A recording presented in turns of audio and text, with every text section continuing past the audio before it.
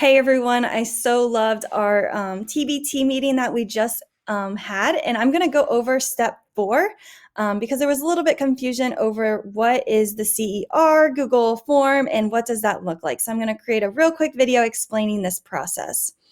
But I really wanted to shout out the collaboration on the EdPuzzle idea and making a copy of this playlist that we created together. So just going to make a copy of the entire presentation. And I loved how Jessica suggested that with EdPuzzle, we could take those videos, duplicate them, have a high, middle, and low, and how we're going to work together. So the intervention specialist is going to take the low, and then our gifted gateway teacher is going to take that high. And so we're going to get those ready for next week. So we have this playlist together. So love that everybody was willing to come together with that activity. Also, I just wanted to clear up really quick clarification. You are going to use this model, so the predict, clarify, notice, and wonder activity with your students. So in that teacher mini check, this is kind of like their pre-assessment entrance ticket, and you're just going to have a conversation with them to decide what maybe misconceptions they might still have, or what questions they're struggling with, or what they're curious about. So use this activity in your mini lesson to help your students, okay? Which gets us to 4, which I know there was a little bit confusion just because we ran out of time.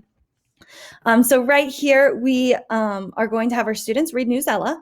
And on Newsella, they're reading about the water cycle because that's the unit that we're covering in science. Okay. Once they read about the water cycle, students are going to complete the CER. So the CER activity is right here, the directions for it. So if you click this link, it's going to take you to my website that has helpful resources, and you're going to click open this Google Doc. Once you have the Google Doc open, there is another video that you are able to watch, same video here. If you forget or you need a more detailed explanation of what the CER process looks like and how to use it with your students, or just to reset it up. Okay, so I will throw timestamps in this video as well, so that way you can go straight to this part as you need it. So you're going to first make a copy of this Google Sheet. So once you click it, you're going to first make a copy of the sheet. Okay. Once it is making a copy, we are going to have this as our end goal. So you're going to be able to see the students' claims, evidence, and reasoning, and then there's a rubric right at the bottom. You are going to have your students turn this into Schoology, so then that way you can kind of look over this and give it a score. Also, make sure you have the AutoGrad add-on. So you're just going to go ahead and install this while we're waiting for our Google Sheet. There it is. Okay, so now that we have this, we're going to go into form and edit the form first. You can customize this to fit your students' needs. So maybe you want to add different class periods or add more. Maybe you want to differentiate this for your students with disabilities. So where it says claim, you might want to go into this folder where it has extra resources for the CER. And once you're in this folder, there is sentence frames that you could use with your students. So it's just an example. You'll kind of need to switch them up for your students, but it might help some of those students that might need those sentence frames. And again, you could make 3 different copies, a high, middle, low. Maybe your high is just this. Maybe your middle is giving students like, what is a claim? Just that quick reminder for them. And then maybe your low is providing them those sentence frames, and you know your students and which ones they need. So right here are just some examples of sentence frames. And again, you'll want to customize this for the water cycle just to help students. Okay. Also in here, some tag feedback, which we will talk about in a minute.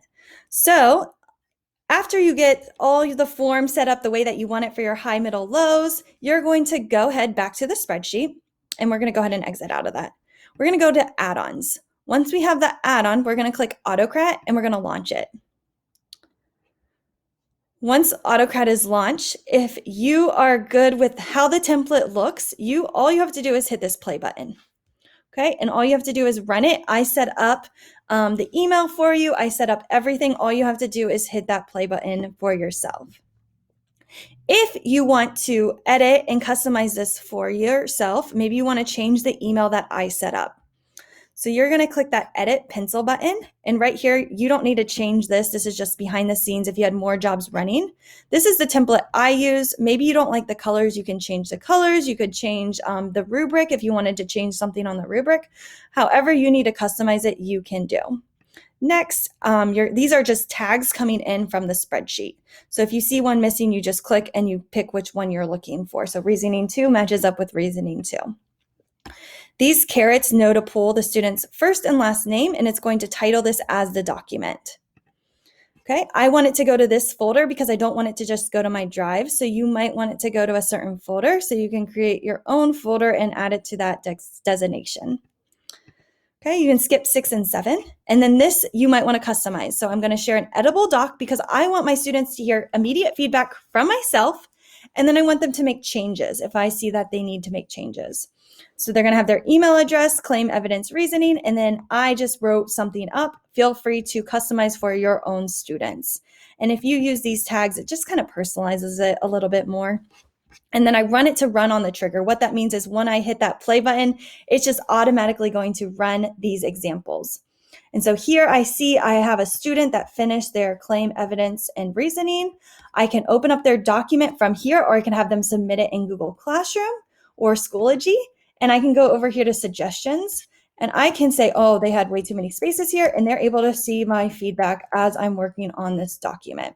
I can also give them feedback in this chart, and we can be on the document having that conversation at the exact same time. So once that is done, students are able to go in and approve different comments that I might have made or said, hey, can you add more to this? Or hey, here's a sentence frame that might help you. So students can quickly see where they need to go with that. Okay. The next activity that the students can do on the water cycle, just to recap the finished product, is they're going to have this diagram and they're going to create the water cycle again, and they're going to drag and drop these different words to where they go on the image. Also, right here, we created this choice board. Loved all the collaboration and ideas that we had today. So again, if you need help co-teaching any of these ideas, please invite me in. More than happy to come in and brainstorm how we can make this work with your students, or if you just need another set of help, like with stop motion. I know that can be kind of tricky. There are examples in here, but if you just need someone else to be another hand in that lesson, please invite me in. More than happy to help. And then finally, the exit ticket is a sketch and tell. And so students are going to quickly just draw the water cycle of what they've learned, and then they're going to explain it. So just a real quick exit ticket, and then you can give them 20 seconds to present what they've learned to the class, or 4 seconds, whatever works best for your students. Okay, if you need help, please email me. I look forward to working with you more closely.